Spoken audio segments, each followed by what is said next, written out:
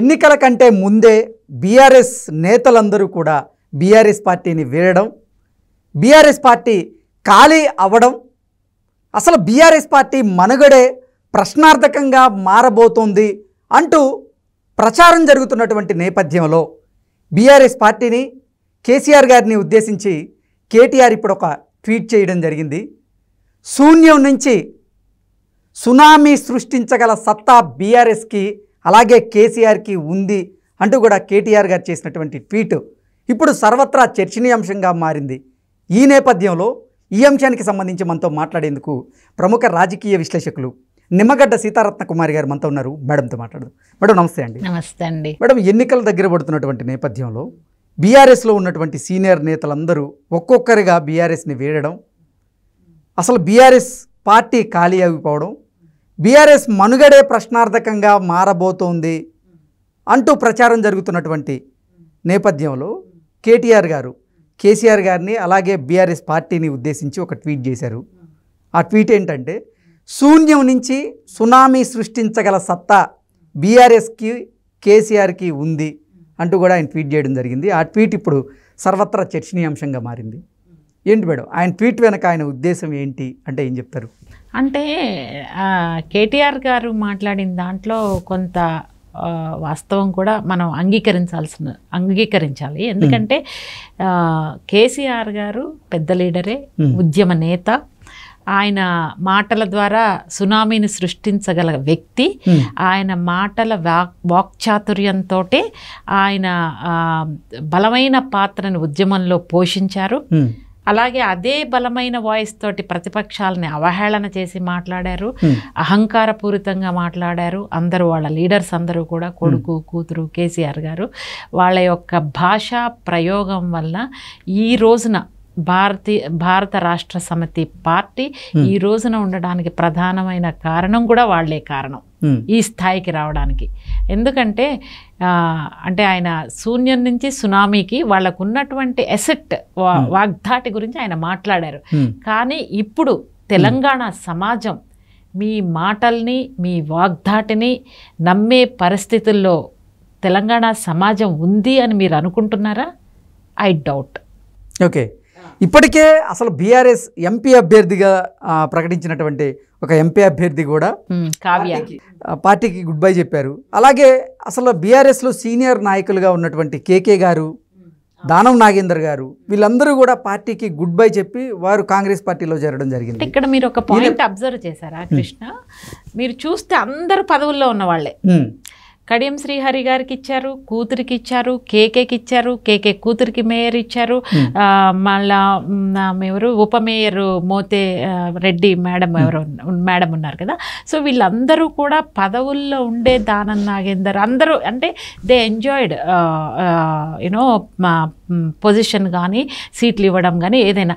ఇంత సన్నిహితంగా ఇన్ని పదవులు అనుభవించిన తర్వాత కూడా ఒక్కసారి పార్టీ ఓడిపోయిన తర్వాత బయటకు వచ్చేస్తున్నారు అంటే కలుగుల్లో నుంచి వచ్చినటువంటి ఎలకల్లాగా ఊపిరాడని సఫకేట్ అయిపోయినట్టుగా బయటకు వచ్చేస్తున్నారు.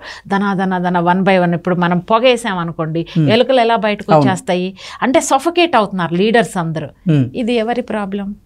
ఎందుకు సఫకేట్ అవుతున్నారు అంటే కొంతమంది ఏమో అసలు కేసీఆర్ గారి వైఖరి నచ్చక మేము పార్టీని వేడుతున్నాం అంటూ కొంతమంది చెప్తూ ఉంటే, కేసీఆర్ గారు మాకు పార్టీలో సముచితమైనటువంటి గౌరవం ఇచ్చారు, అయినప్పటికీ మేము పార్టీ మారాల్సి వచ్చింది అంటూ కూడా కేకే గారు నిన్న కొన్ని వ్యాఖ్యలు చేయడం. అంటే ఇప్పుడు ఏంటంటే వీళ్ళందరూ కూడా ఈ రోజున బయటికి ఇన్ని పదవులు తీసుకున్న తర్వాత కూడా, ప్రజెంట్ మీరు ఉన్న తర్వాత కూడా బయటికి వస్తున్నారు అంటే కేసీఆర్ గారు సెల్ఫ్ క్వశ్చన్ చేసుకోవాలి. అంటే ఏంటి మేడం అసలు ఈ బీఆర్ఎస్లో ఉన్నటువంటి సీనియర్ నేతలందరూ కూడా ఒక్కొక్కరిగా బయటికి రావడానికి కారణం ఏమై ఉండొచ్చు? అంటే అందరూ కూడా రానున్న రోజుల్లో అసలు బీఆర్ఎస్ మనుగడే ప్రశ్నార్థకంగా మారబోతుంది అనే భావనలోకి వచ్చారా? అంటే నేను అదే అంటున్నా, లీడర్స్ అందరూ బయటకు వచ్చిన తర్వాత సెల్ఫ్ అనాలిసిస్ చేసుకోవాలి కేసీఆర్ గారు ఎందుకు ఇలా జరిగింది అని. ఒకప్పుడు ఆయన ఏం చేశారు, కాంగ్రెస్ పార్టీలో నాయకుల్ని, తెలుగుదేశం పార్టీలో నాయకుల్ని ఆయన లాగేసుకున్నారు. అక్కడ నాయకుల మీద వ్యతిరేకతతోటి వెళ్ళాల, చంద్రబాబు నాయుడు గారి మీద వ్యతిరేకతతోటో లేకపోతే కాంగ్రెస్ గవర్నమెంట్ మీద వ్యతిరేకతతోటో నాయకులు ఆ రోజున బీఆర్ఎస్లోకి వెళ్ళలేదు. ప్లీజ్ ఇక్కడ పాయింట్ చాలా కీన్గా చూడండి. ఇక్కడ మీ నాయకులు మీరు ఎన్ని పదవులు వచ్చినా కూడా బయటికి వెళ్ళిపోతున్నారు. ఆ రోజున మీరు లాక్కున్నారు అంటే కర్మ సిద్ధాంతం కర్మ ఫలితం ఇక్కడ పనిచేస్తుందేమో చూడాలి. అంటే చూడండి, ఏదైతే ఆయన అప్పట్లో ఇతర రాజకీయ పార్టీలకు ఏదైతే ఇబ్బంది కలిగించారో అదే ఇబ్బందిని దానికన్నా ఎక్కువగా ఈరోజు కేసీఆర్ గారు ఆయన పార్టీ కొడుకు కూతురు మేనల్లుడు అందరూ కూడా ఈ రోజున అనుభవిస్తున్నారు. అంతులేని అవినీతి ఏంటండి అసలు ఇది ఎంత పెద్ద ఫోన్ ట్యాపింగ్ అనేది this is very big issue. ఆంధ్రాలో డ్రగ్ రాకెట్ ఎలా ఉందో ఎలా పట్టిందో ఇది ఫోన్ ట్యాపింగ్ అనేది నాట్ నార్మల్ ఇష్యూ.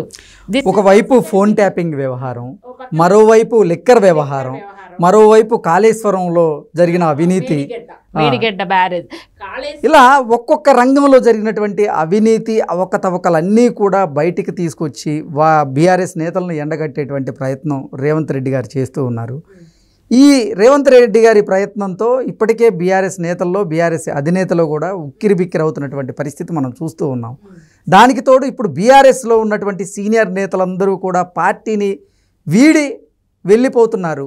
ఇక కేసీఆర్ గారి పరిస్థితి, కేటీఆర్ గారి పరిస్థితి, కల్వకుంట్ల కుటుంబం పరిస్థితి ఏంటి అంటే ఏం చెప్తారు? ఇప్పుడు ఈ ఫోన్ ట్యాపింగ్ ఏదైతే మేడిగడ్డ బ్యారేజ్ కాళేశ్వరం ఏటీఎం లాగా మారిపోయింది, ప్లస్ ధరణి పోర్టల్ ద్వారా విపరీతమైనటువంటి భూ అవకతవకలు, ఎవరైతే ఒరిజినల్ ల్యాండ్ లార్డ్ ఉన్నారో వాళ్ళ పేరు మీద కాకుండా వేరే వాళ్ళ పేరు మీద వెళ్ళటం, దళిత బంధు కొంతమందికి ఇచ్చి కొంతమందికి ఇవ్వకపోవడము, రకరకాలుగా వాళ్ళ ప్రభుత్వ పరిపాలనలో అంటే పైనంతా గ్రీన్ ఉన్నట్టుగా ప్రజలకి మభ్య పెట్టించారు. ఈ 10 సంవత్సరాలు బ్రహ్మాండంగా జరుగుతుంది, అభివృద్ధి జరుగుతుంది.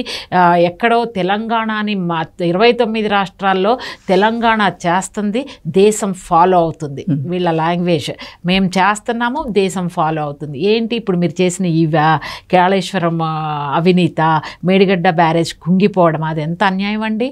మేడిగడ్డ బ్యారేజ్ కుంగిపోవడం, ఒక్క చోట కూడా క్వాలిటీ చెక్ లేదు, డిజైన్ ఎక్స్పర్ట్స్ ఇచ్చినట్టు లేదు, ఎక్కడా కూడా అంతులేని అవినీతి జరిగింది, అంతులేని నిర్లక్ష్యం కాళేశ్వరం ప్రాజెక్టులో జరిగింది.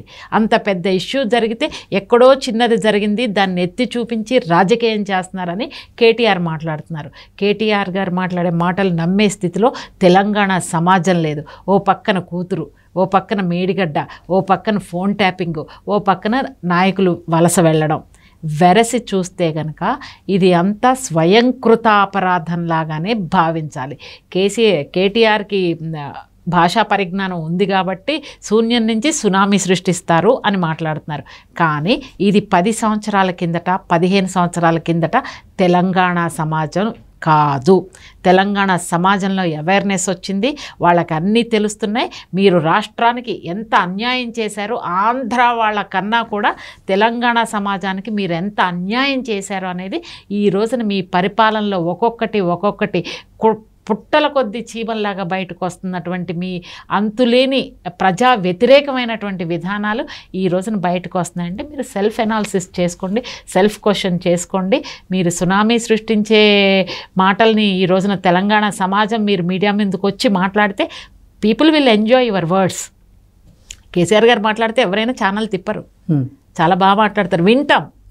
కానీ ఆయన ఎంతవరకు అందులో వాస్తవం ఉంది, ఎంతవరకు మనల్ని మభ్య పెడుతున్నారా లేకపోతే వాస్తవాలు మాట్లాడుతున్నారా అనే తేడాని గ్రహించే స్థాయికి తెలంగాణ సమాజం చాలా అడ్వాన్స్గా చాలా థాట్ ప్రాసెస్ బాగా పెరిగింది. సో ఇలా చూస్తే కనుక మరి ఓకే, కేటీఆర్ గారు ఆశ ఉండడంలో తప్పు లేదు. ఇంకా ఉన్న కేడర్ కూడా ఎక్కడ వెళ్ళిపోతారో అనే భయంతో జీరో నుంచి శూన్యం నుంచి సునామీ సృష్టిస్తారు అని మాట్లాడుతున్నారు. మంచి క్యాప్షన్ బాగా పెట్టారు ఆయన. ఓకే అండి, థ్యాంక్ యూ. Thank you.